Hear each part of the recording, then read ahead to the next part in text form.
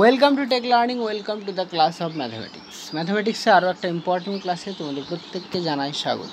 আজকে আমরা ম্যাথামেটিক্সের আরেকটা প্র্যাকটিস সেট নিয়ে এসেছি, যেখানে তোমরা পরীক্ষায় যে ধরনের কোশ্চেনগুলো এসে থাকে ঠিক সেই ধরনেরই কোশ্চেনের কালেকশন পাবে, সঙ্গে পাবে এর সলিউশন ট্রিক্সের দ্বারাই, মানে যাতে করে আমরা খুব অল্প সময়ের মধ্যে অঙ্কগুলোকে সহজে করে আসতে পারি। ঠিক আছে, তাহলে দেখো ফার্স্ট কোশ্চেন এখানে নিয়ে চলে এসেছি। কী বলেছে যে সুপ্রিয়া একটি ঘড়ি 370 টাকায় বিক্রি করায় যত টাকা লাভ হয় 210 টাকায় বিক্রি করায় তত টাকা ক্ষতি হয়। তাহলে বলেছে জিনিসটির ক্রয় মূল্য বা কেনার দাম বা সিপি বা কস্ট প্রাইস কত। ঠিক আছে, তাহলে দেখো 370 টাকা যখন বিক্রি করছে লাভ হচ্ছে, যত টাকা লাভ হচ্ছে 210 টাকায় বিক্রি হলে ক্ষতি হচ্ছে, আর ঠিক তত টাকায় ক্ষতি হচ্ছে যত টাকা লাভ হয়েছিল। তাহলে এই ধরনের কোশ্চেন যদি পরীক্ষা আসে তাহলে তার সলভ করা একটা সহজ একটা ট্রিক্স হলো যে সংখ্যা দুটো রয়েছে, মনে করো প্রথম সংখ্যাটা হচ্ছে এ, পরের সংখ্যাটা বি, দুটোকে যোগ করে 2 দিয়ে ভাগ করে দাও, তাহলে তুমি সিপি বা কস্ট প্রাইস পেয়ে যাবে। ওকে, তাহলে এখানে এ বলতে 370, বি বলতে কত 210 ডিভাইডেড বাই 2, দুটোকে যদি যোগ করো 370 আর 210 যোগ করলে হবে 580, ডিভাইডেড বাই 2 করলে হবে 290। তার মানে জিনিসটির কেনার দাম ছিল 290 টাকা, মানে এ নম্বর অপশন কারেক্ট। ওকে, তাহলে ঘড়িটির ক্রয় মূল্য ছিল 290 টাকা। নেক্সট কোশ্চেন বলেছে 3টি নীরের ঘনক যাদের প্রত্যেকটি ধারের দৈর্ঘ্য যথাক্রমে 3 সেমি, 4 সেমি, 5 সেমি, এইরকম ঘনককে 3টি ঘনককে গলিয়ে একটি নতুন বড় ঘনক তৈরি করা হলে সেই ঘনকটির প্রত্যেকটা ধার বা বাহুর দৈর্ঘ্য কত হবে। এর জন্য একটা ট্রিক্স রয়েছে। দেখো, আমরা জানি যে 3-এর কিউব প্লাস 4-এর কিউব প্লাস 5-এর কিউব ইজ ইকুয়ালস টু হয় 6-এর কিউব। ওকে, আর ঘনকের আমাদের ঘনফল বা আয়তনের সূত্র হচ্ছে এ কিউব। ওকে, তাহলে যে মানে ঘনকের বাহুর দৈর্ঘ্য 3, তাহলে তার আয়তন হবে 3-এর কিউব, যার 4 তাহলে 4-এর কিউব, 5 হলো 5-এর কিউব। এইগুলোকে গলিয়ে এক জায়গায় করা হয়েছে, মানে তাদের মোট আয়তন হবে 3-এর কিউব যোগ 4-এর কিউব যোগ 5-এর কিউব। এইগুলোকে যোগ করলে হয় আমাদের 6-এর কিউব। তাহলে যে বড় যে ঘনকটা হলো তার বাহু হয়ে গেল আমাদের 6-এর কিউব না, 6 হয়ে গেল বাহু। ঠিক আছে তো, তাহলে নতুন ঘনকের দৈর্ঘ্য বা ধার হয়ে যাবে আমাদের এই যদি ধরি তাহলে এই হয়ে যাবে 6, মানে হচ্ছে সি নম্বর অপশন কারেক্ট। ওকে, নেক্সট কোশ্চেন চলে আসছে। দেখো, এটা একটা সরল সুদের একটা অঙ্ক, ইম্পর্টেন্ট, সরল সুদ না, চক্রবৃদ্ধি সুদের অঙ্ক একটা, কম্পাউন্ড ইন্টারেস্ট। বলেছে বার্ষিক 10% চক্রবৃদ্ধি সুদের হারে 1000 টাকার 2.5 বছরের 2.1/2 মানে 2.5 বছরের সমূল চক্রবৃদ্ধি বা অ্যামাউন্ট কত হবে, মানে সুদ আসলে। ঠিক আছে তো, দেখো এখানে যদি আমাদের শুধু 2 থাকতো তাহলে আমাদের সিম্পল ফর্মুলা ইউজ করে আমি অঙ্কটা করে দিতে পারতাম, কিন্তু এখানে 2-এর সঙ্গে কিন্তু হাফও রয়েছে, মানে এটা একটা ফ্র্যাকশান সংখ্যা। এরকম যদি ফ্র্যাকশান সংখ্যা থাকে তাহলে এই ধরনের কোশ্চেনের সলভ করার জন্য আমাদের একটা সূত্র রয়েছে ডাইরেক্ট। সেই সূত্রটা হচ্ছে P into 1 plus R by 100 to the power, এই যে গোটা সংখ্যাটা 2.1/2 গোটা সংখ্যা হচ্ছে 2, okay, into 1 plus R by 100 into এই যে ভাঙা সংখ্যাটা এখানে হাফ। আরেকবার P into 1 plus R by 100 to the power 2, এখানে 2.5 মানে 2 যোগ হাফ না, তাহলে এখানে প্রথমে 2 নিয়েছি আর পরেরটাতে এখানে হাফটা নিয়েছি। তাহলে এই ফর্মুলার মধ্যে আমি যদি ভ্যালুগুলো পুট করে দিই তাহলে আমাদের অ্যান্সার মানে এটা বেরিয়ে যাবে, সমূল চক্রবৃদ্ধি। ঠিক আছে, এখানে পি হচ্ছে প্রিন্সিপাল, যার মান হচ্ছে 1000। এখানে সুদের হার বা আর হচ্ছে আমাদের 10% রেট অফ ইন্টারেস্ট, আর টাইম হচ্ছে 2.5। ঠিক আছে, তাহলে এখানে যদি ভ্যালুগুলো পুট করে দিই তাহলে পি এর জায়গায় আমার 1000 বসবে। এখানে 1 প্লাস আর এর মান এখানে 10 রয়েছে, তাহলে 10/100, তারপর আমাদের হয়ে যাবে কত, এটা হলো 100, তারপর হয়ে যাবে আমাদের 2। 1 প্লাস এখানে আর বাই 100 থাকলো, আর এর জায়গায় আমি এখানে 10 বসিয়ে দিলাম। ঠিক আছে, 100 ইন্টু এখানে হয়ে গেল হাফ। দেখো এখানে 1000টাকে 1000 রাখলাম, এখানে 10 দিয়ে যদি আমি এখানে 100কে কাটি তাহলে এখানে হয়ে যাবে 10, তাহলে 10-এর সঙ্গে 1 গুণ করে 10-একে 10, 10 আর 1-এ 11/10, এখানে স্কোয়ার থাকার জন্য এখানে 11/10 2 বার হবে 11/10। ওকে। আর এখানে রয়েছে 10, 10-এর সঙ্গে এখানে 100 যদি কেটে দিই তাহলে এখানে 10 হবে, ঠিক আছে তো? তাহলে এটা হয়ে যাবে কত, 1 + 1/20, ঠিক আছে? তাহলে এখানকার 10 আর 10 এখানে দুটো শূন্য কেটে দিলে এখানকার দুটো শূন্য কেটে যাবে, তাহলে 11, 11, 121, তার পিছনে একটা শূন্য চলে আসবে, ইন্টু এইটাকে তুমি যদি যোগ করো 1 যোগ 1/20, তাহলে 20 একে 20, 20 আর 1-এ 21 বাই আমাদের 20 হবে। তাহলে এইখানকার একটা 21/20 এখানে হবে, তাহলে এখানকার 20 শূন্য আর এখানকার একটা শূন্য কেটে গেল। তাহলে 21-এর সঙ্গে 121-এর সঙ্গে 21 গুণ করে তাকে আমাদের 2 দিয়ে ভাগ করতে হবে। 121-এর সঙ্গে 21 গুণ করে তাকে আমাদের 2 দিয়ে ভাগ করতে হবে। তাহলে আমাদের অ্যান্সারটা চলে আসবে, ক্যালকুলেশন তোমরা যদি করে দেখো তাহলে 1270 টাকা 50 পয়সা, তার মানে বি নম্বর অপশান যাবে কারেক্ট। এটা তোমরা গুণ করবে, 121-এর সঙ্গে 21 গুণ করবে, গুণ করে এটাকে 2 দিয়ে ডিভাইড করে দেবে, ঠিক আছে? এখানে জায়গার শর্টেজের জন্য আমি এখানে অঙ্কটা পুরোটা দেখাতে পারলাম না। ওকে, মানে 1270.50 হবে আমাদের কারেক্ট অ্যান্সার, মানে বি নম্বর। এখানে সূত্রটা কিন্তু মেন, p × 1 + r/100^2, মানে গোটা সংখ্যাটা আগে 1 + r/100 × হাফ, হাফ হচ্ছে কিন্তু 2 × 1/2 এর এই 1/2টা আমি এখানে লিখেছি। তারপর চলে আসছি নেক্সট কোশ্চেনটাতে। কী বলেছে যে একটি সমদ্বিবাহু ত্রিভুজের সমান বাহুর প্রত্যেকটির দৈর্ঘ্য আছে 20, তার মানে সমদ্বিবাহু ত্রিভুজের দুটো বাহু 20 আর 20, ঠিক আছে? এবং সেই মনে করি একটা সমদ্বিবাহু ত্রিভুজ, তাহলে সমদ্বিবাহু দুটো হলো, একটা হলো 20, এটা হলো 20, তাদের সংলগ্ন কোণ মানে এই কোণটার কথা বলেছে 30 ডিগ্রি, এই বাহু দুটো সংলগ্ন কোণ বা অন্তর্ভুক্ত কোণ। তাহলে বলেছে আমাদের প্রশ্ন বলেছে এই ত্রিভুজটার ক্ষেত্রফল কী হবে? তার জন্য আমাদের একটা সূত্র মনে রাখতে হবে, half into AB sine theta. Theta বলতে এখানে অ্যাঙ্গেলটা, AB বলতে এখানে দুটো বাহুর দৈর্ঘ্য। তাহলে এখানে হাফ দিয়ে দিলাম, এখানে দুটো বাহু তো সেম রয়েছে, দুটোই কত করে রয়েছে 20 রয়েছে, তাহলে 20 × 20, আর সাইন থিটা মানে সাইন 30।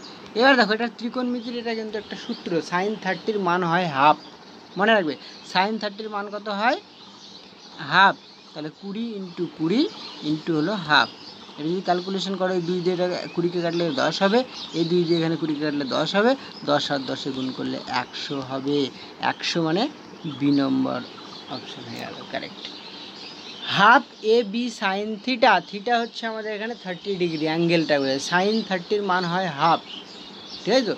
তার জন্য তোমরা যদি এখানে আরও ডিটেলসে জানতে চাও যে সাইন 30-র মান কী করে হাফ হয়, তার জন্য আমাদের ত্রিকোণমিতির যে ক্লাস, সেটা এর আগের বছর পুরো ডিটেলসে করানো হয়েছে, সেই ক্লাসটা তোমরা কিন্তু ভিজিট করে নিতে পারো। তার জন্য আমাদের চ্যানেলের প্লেলিস্টে গিয়ে তোমরা দেখবে ম্যাথের ক্লাসগুলো যেখানে আছে সমস্ত ক্লাসগুলো তুমি সেখানে পেয়ে যাবে, ঠিক আছে?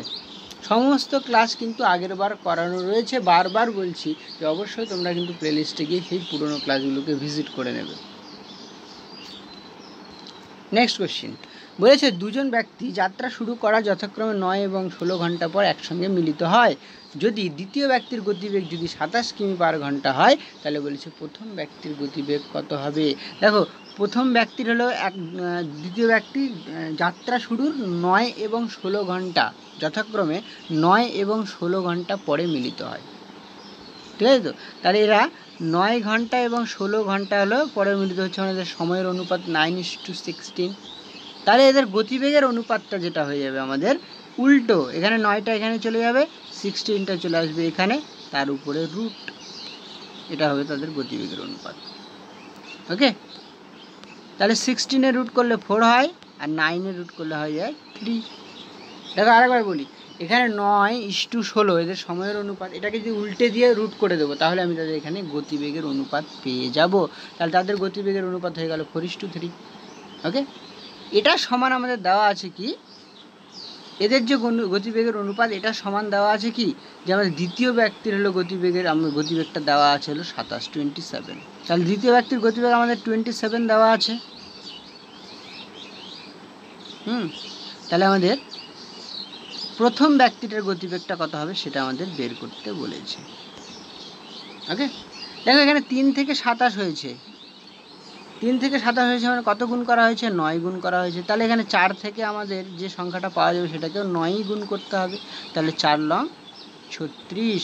তার মানে দ্বিতীয় ব্যক্তির যদি গতিবেগ 27 কিমি পার ঘন্টা হয়, তাহলে প্রথম ব্যক্তির গতিবেগ হবে 4,36 কিমি পার ঘন্টা, মানে এ নম্বর অপশান হয়ে যাবে কারেক্ট। দেখো এখানে গতিবেগের অনুপাত 4:3 ছিল, এখানে 3-র যেটা ভ্যালু দ্বিতীয় ব্যক্তির গতিবেগ আমাদের এক্স্যাক্ট দেওয়াই আছে 27, তাহলে 3 থেকে 27 হয়েছে মানে 9 গুণ করা হয়েছে। একইভাবে 4 থেকে আমাদের 9 গুণ করতে হবে প্রথম ব্যক্তির গতিবেগ পাওয়ার জন্য, 4,36। নেক্সট কোশ্চেনে চলে আসছি, কী বলেছে যে পল্লবী 500 টাকা 9 মাসের জন্য, তার মানে 500 টাকা ইন্টু 9 তার 1 মাস হিসেবে মূলধন। রাজিয়া আছে 600 টাকা 5 মাসের জন্য, তাহলে 600 ইন্টু 5 হলো তাদের 1 মাস হিসেবে মূলধন। এই দুটো যদি রেশিও করি তাহলে আমি পাবো মূলধনের অনুপাত, ঠিক আছে তো? তাহলে মূলধনের অনুপাত কত হচ্ছে, দুটো শূন্য এখানে কাটা, এখানকার 5-এর সঙ্গে এখানে 5 কাটা, তাহলে এখানে পড়ে থাকলো 9, এখানে পড়ে থাকলো 6, এই দুটোকে 3 দিয়ে কাটলে 3 3কে 9 আর 3 2 6, তাহলে অনুপাতটা হবে 3:2। তাহলে আমাদের এখানে মূলধনের অনুপাত হলো 3:2। কোশ্চেনেতে চেয়েছে লভ্যাংশের অনুপাত। একটা জিনিস মনে রাখবে, মূলধনের অনুপাত যা হয় লভ্যাংশের অনুপাতও তাই হয়, তার মানে 3:2 এটাই হবে উত্তর। ওকে, দেখো আমাদের 1 মাস হিসেবে মূলধন বের করার নিয়ম হচ্ছে যে টাকাটা যত দিনের জন্য খাটলো, যত টাকা এবং যত দিনের জন্য খাটলো এই দুটোকে গুণ করে দিতে হয়। এই জন্য 500-র সঙ্গে 9 গুণ করেছিলাম মূলধন বের করার জন্য, আর 600-র সঙ্গে 5 গুণ করেছিলাম রাজিয়ার মূলধন বের করার জন্য। তারপর চলে আসছি নেক্সট কোশ্চেনে, কী বলেছে, এটা একটা ত্রিকোণমিতির একটা সহজ একটা অঙ্ক, তার জন্য আমাদের কিন্তু ত্রিকোণমিতির যে টেবিল সেটা কিন্তু জানতে হবে। দেখো এখানে লেখা আছে যে x sin 45, দেখো sin 45-এর মান হয় 1/√2। এরপরে আছে cos 45 মানও হয় 1/√2, কিছু নেই মানে মাঝখানে কিন্তু গুণ আছে। tan 60-র মান হয়ে যায় √3, এগুলো মনে রাখতে হবে। tan হচ্ছে 45-এর মান 1, তারপরে 1-এর উপর স্কোয়ার আছে মাইনাস cos 60-র মান হয়ে যায় আমাদের হাফ, ঠিক আছে তো?